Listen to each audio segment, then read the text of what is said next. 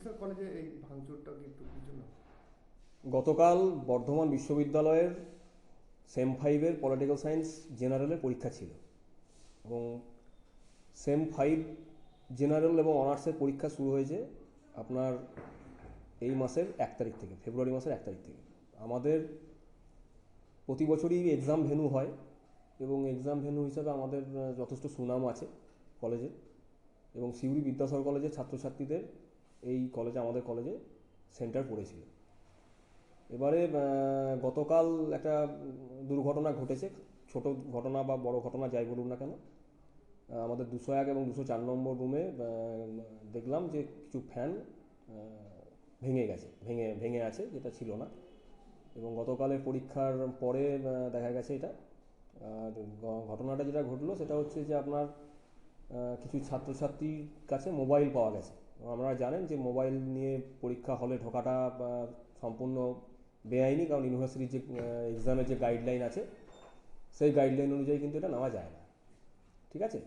তো সেক্ষেত্রে আমাদের যারা দায়িত্বপ্রাপ্ত ইনভিজিলেটর ছিলেন ওই রুমের, তারা মোবাইলগুলো বাজেয়াপ্ত করেন এবং সঙ্গে সঙ্গেই খাতাগুলোকে তাদের কাছ থেকে কেড়ে নেওয়া হয় এবং তাদেরকে হল থেকে বার করে দেওয়া হয়।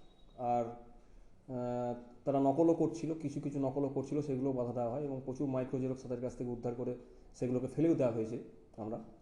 তো সেইটা সেই জন্য হয়তো ছাত্রছাত্রীদের মনে ক্ষোভ থাকতে পারে যে তারা নকল করতে হয়তো বাধাপ্রাপ্ত হলো বলে হয়তো তারা এরকম অতি উৎসাহ নিয়ে আমাদের কলেজের যে সম্পত্তি সেটা একটু নষ্ট করেছে। কি কি ভাঙচুর করেছে? এখানে ফ্যান, দুটো রুমের ফ্যান নষ্ট হয়েছে, আর বাথরুমের কল তো আপনি দেখলেন, বাথরুমের কলগুলোকে, ট্যাপগুলোকে নষ্ট করে দিয়েছে যাতে জল একদম জল থই থই অবস্থা। হ্যাঁ, আরেকটা ব্যাপার হচ্ছে যে ধরুন আমাদের তো ছোট কলেজ এবং আর্থিকভাবে খুব একটা মানে স্বাস্থ্যবান নয় কলেজটা। হ্যাঁ, তবুও ছাত্রছাত্রীদের টাকাতেই এইগুলো সব কেনা হয়। তো এইটা ভাঙার ফলে আমাদের আর্থিক চাপ খানিকটা পড়বে কলেজে, খালি এটুকু। কি ওই টুকলি করতে বাধা আর ফোনের জন্যই কি এইরকম এই আমার তাণ্ডব? মনে হচ্ছে তাই, আমি সেইটাই আমরা আমরা বা আমাদের এক্সাম কন্ট্রোলার যিনি আছেন ডক্টর ওয়াসিম রাজা, তিনিও বিষয়টা দেখছেন, বা আমাদের চন্দনদা যা আছেন, অধ্যাপক চন্দন মণ্ডল, তিনি ব্যাপারটা দেখছেন। তো আমার মনে হচ্ছে এটা সেই জন্যই হয়তো, রাগ থেকে হয়তো হয়েছে, নকলে বাধা দেওয়ার জন্যই হয়তো হয়েছে। কি নাম স্যার আপনার? আমার নাম অধ্যাপক ডক্টর সুমন মুখার্জি, আমি এই কলেজের ভারপ্রাপ্ত অধ্যক্ষ বা টিচার ইনচার্জের দায়িত্বে আপাতত রয়েছি।